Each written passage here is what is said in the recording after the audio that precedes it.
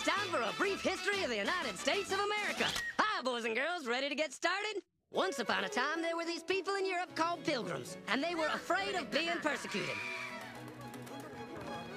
So they all got in a boat and sailed to the New World where they wouldn't have to be scared ever again. Oh, I'm so relaxed. I feel so much safer. But as soon as they arrived, they were greeted by savages, and they got scared all over again. Indians! So they killed them all. Now, you'd think wiping out a race of people would calm them down, but no. Instead, they started getting frightened of each other. Witch! So they burned witches.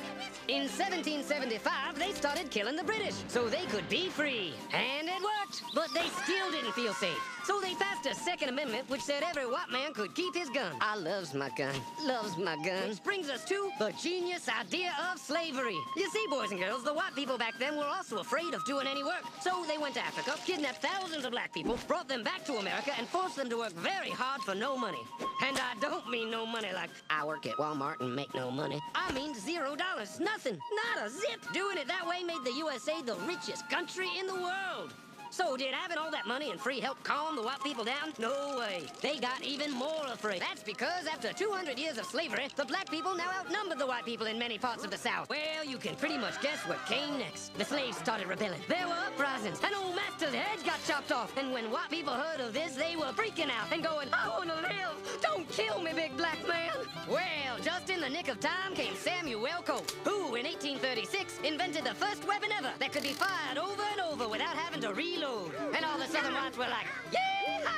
But it was too late. The North soon won the Civil War and the slaves were freed. Yep, they were free now to go chop all the old master's heads off. And everybody was like, oh no, we're gonna die. But the freed slaves took no revenge. They just wanted to live in peace. But you couldn't convince the white people of this. So they formed the Ku Klux Klan. And in 1871, the same year the Klan became an illegal terrorist organization, another group was founded, the National Rifle Association.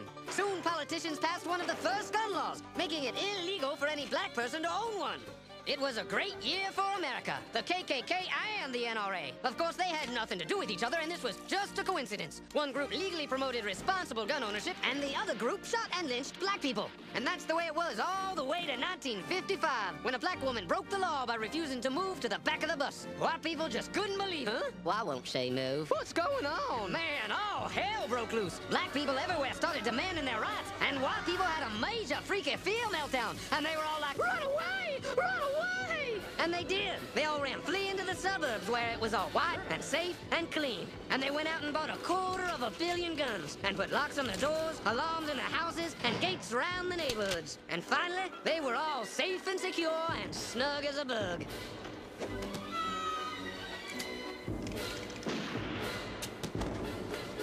And everyone lived happily ever after.